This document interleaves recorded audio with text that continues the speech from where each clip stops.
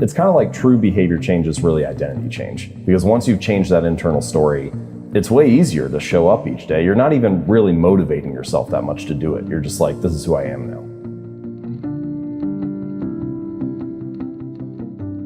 Your outcomes in life are often a lagging measure of your habits.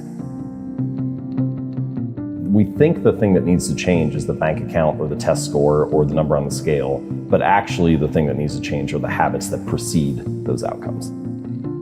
A lot of the time people talk about, I want to have more money, or I want to lose weight, or I want some kind of result. But the truth is, your bank account is a lagging measure of your financial habits. Your weight is a lagging measure of your eating habits. Your knowledge is a lagging measure of your learning and reading habits. Habits don't restrict freedom, they create it. It's actually the people who have the worst habits that often have the least amount of freedom. The people who have the worst financial habits are always wondering where the next dollar will come from. The people who have the worst learning habits always feel like they're behind the curve. It's by getting those things mastered that you actually have the opportunity to spend more time or money or feel like you have the freedom and creative space to do some of this other random stuff that comes up in life. Every action you take is kind of like a vote for the type of person you want to become.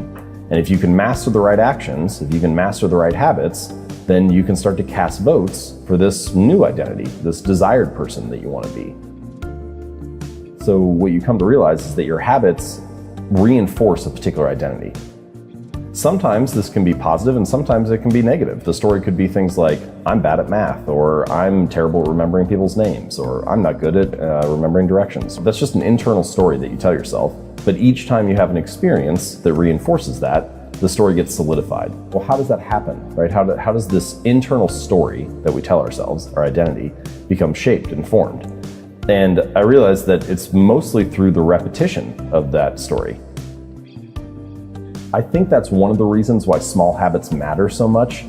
They don't necessarily transform your life overnight, right away. Like doing one push-up does not transform your body. But it does cast a vote for being the type of person who doesn't miss workouts. Or meditating for 1 minute might not give you an immediate sense of calm in your life, but it does cast a vote for being a meditator. The real goal is not to run a marathon, the goal is to become a runner. The goal is not to write a book, the goal is to become a writer. Because once you've adopted that identity, you're really not even pursuing behavior change anymore. You're just kind of acting in alignment with the type of person you already see yourself to be. We live in a very outcome-focused society. Things are only news stories or shared on social media once they're a result. So the results of success are very visible and easy to view. You're never going to see a story that's like, man eats chicken and salad for lunch today. It's only going to be a story a year later when it's like, man loses 100 pounds. It's only the outcome that is visible. Achieving a goal only changes your life for the moment. It's actually not the thing that you're looking for. We think the results are the thing that needs to change, but it's actually the process behind the results. Like, if you have a messy room, let's say your bedroom is a mess, and you set a goal to clean that room, you can get motivated and do it for 2 or 3 hours, and then you turn around and you have a clean room for now. If you don't change the messy habits that led to a dirty room in the first place, then you turn around 2 weeks later and you have a messy room again. And so actually you don't need a clean room, you need better cleaning habits, and then your room will always be clean. You don't need to lose weight, you need better eating habits, and then your weight will always be around where you want it to be. You don't need more money, you just need better financial habits, and then you'll always have enough money to manage the thing that comes up. And so it's really the habits that need to change, not the result. The cost of your good habits is in the present, and the cost of your bad habits is in the future. And the fact that we prioritize the present over the future ends up making a lot of habit change difficult for that reason. Good habits become easy habits when you can learn to find joy in delaying gratification. The things that are on your desk at home, your kitchen counter, your office at work, they influence your behaviors. And if you can restructure your physical environment or your digital environment, then you're more likely to actually stick with the right habit. A lot of people feel like they watch too much television. So walk into pretty much any living room, where do all the couches and chairs face? They all face the TV. It's like, what is this room designed to get you to do?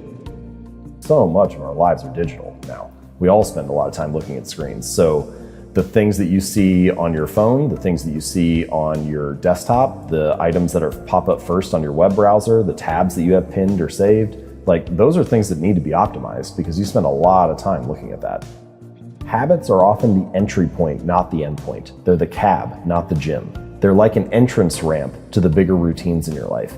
And if you can master that habit, that like little decisive moment that determines what happens in the next chunk of time, then the rest of it kind of falls in line. There's actually not that much to change. There may be 5 or 10 of those little decisive moments, those little entry points throughout your day that determine whether the next chunk of time is productive or not.